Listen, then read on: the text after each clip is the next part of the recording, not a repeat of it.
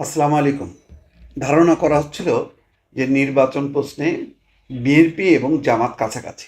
তার কিছু আলামতও ছিল জামাতের দিক থেকে, যে জামাতও আগেভাগে নির্বাচন চায় এবং সেটা আগামী রোজার মানে মধ্য ফেব্রুয়ারিতে যে রোজা তার আগেই। তো ধারণা করা হচ্ছে যে তারা হয়তো ফেব্রুয়ারি মাসের প্রথম উইকে চায়। তো বিএনপি ডিসেম্বর, মাঝখানে জানুয়ারি, কাছাকাছির সময়। কিন্তু আজকে একটা ভিন্ন অ পরিস্থিতি বা বক্তব্য সামনে আসলো। সেটা বাংলাদেশ সংবাদ সংস্থা প্রচার করছে। তারা বলছে যে সংস্কার ও বিচারের আগে নির্বাচন নয় সরকারকে জামাত।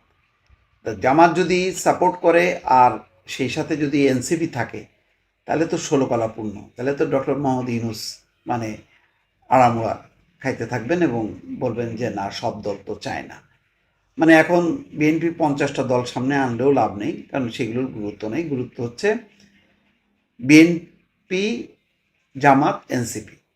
এখন জামাত এনসিপি অন্তত বক্তব্যের দিক থেকে যা যা নেতারা বক্তব্য দেন তাতে কিন্তু মনে হচ্ছে এক। এখন নতুন একটি রাজনৈতিক পরিস্থিতি হয়তো তৈরি হবে।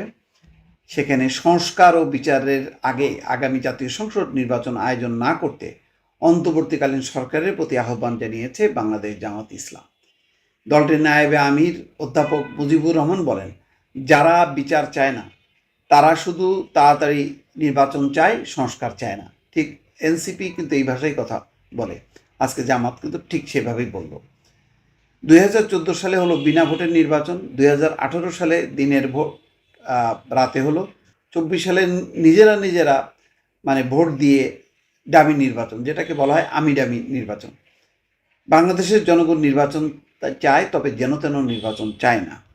শনিবার দুপুরে কিশোরগঞ্জ জেলা জামাত আয়োজিত এক কর্মী সম্মেলনের প্রধান অতিথির বক্তব্যে তিনি এসব কথা বলেন। কিন্তু এখানে একটা ফাঁক দেখেন, যে জামাত এখানে বলছে না যে আমরা আগামী 2 মাসের মধ্যে মানে সংস্কার কমপ্লিট করতে চাই, দেখতে চাই, অথবা সেপ্টেম্বর অক্টোবরের মধ্যে বিচার সম্পন্ন দেখতে চাই, তারপরেই নির্বাচন। ডেডলাইন তো বিএনপির সাথে মেলানো যায়, ডিসেম্বর। আর অন্তত বিচারের ক্ষেত্রে এটা বলা যায় না। বিচার তো বেশ একটা লম্বা প্রক্রিয়া। আর সংস্কারও পুরোপুরি হবে না, কারণ সংস্কারের সব প্রসঙ্গে সবাই একমত না। এই অবস্থায় যদি সংস্কার, নির্বাচন এগুলি করতে যায়, তাহলে তো বলা যায় যে এটা একটা লম্বা ফিরিস্তি হবে আর কি। মানে লম্বা কাহিনী হবে, 2, 4, 5 বছরে নির্বাচন হবে না। এখন সেই দিকে গেলে জামাতের লাভ কিনা? বিভিন্ন জন বলছেন যে যতক্ষণ নির্বাচন না হবে, অনির্বাচিত সরকার থাকবে, তখন অনেককে অনেক রকম ফায়দা তুলতে পারবে যার যার অবস্থান থেকে, মানে প্রেশার সৃষ্টি করে। এখন সেই দিকে যদি যায়, তাহলে শেষ পর্যন্ত এটা একটা সংঘাত মুখর অবস্থায় আছে। বিএনপি আজকেও সারাদিনে তাদের যদি বক্তব্য খেয়াল করেন, গতকাল বক্তব্য খেয়াল করেন, সিনিয়র সব নেতা কিন্তু ডিসেম্বর কিন্তু কামড় দিয়ে বসে আছে। তাহলে কি হবে? তাহলে তো একটা জুলাই মাসে আন্দোলন শুরু করবে। 2 তারিখে ডাকছেন প্রধান উপদেষ্টা। তিনি ওই সংস্কারের কথা না বলে যদি স্টেট নির্বাচন নিয়ে যদি কোনো ওয়াদা না দেয়, তাহলে জুলাই মাসে যদি রাস্তায় নামে, আর তার বিপরীতে যদি জামাত, এনসিপি এরা যদি আবার নামে, তাহলে একটা মুখোমুখি অবস্থান হবে। ফলে নির্বাচনের একটা অনিশ্চয়তা কিন্তু থেকে যাবে। তখন ওরা বলবে যে না, এই দাবি পূরণ না হলে আমরা নির্বাচনে যাব না। তখন সবার অংশগ্রহণের নির্বাচন, এমনিতেই তো মানে আওয়ামী লীগকে নিষিদ্ধ করা হয়েছে। তার মধ্যে আবার যদি জামাত এনসিপি মিলে বলে যে আমরা তাহলে নির্বাচনে যাব না, তখন কি হবে? এর সমাধানটা কি? তিনি বলছেন, মুজিবুর রহমান, যে আমার ভোট আমি দেবো, যাকে ইচ্ছে তাকে দেব। কিন্তু তাদের স্লোগান ছিল তোমারটাও আমি দেব। এভাবে তারা ভোটকে ধ্বংস করেছে। অতএব ভোট ব্যবস্থা এবং নির্বাচন ব্যবস্থাকে জীবন্ত করতে হবে।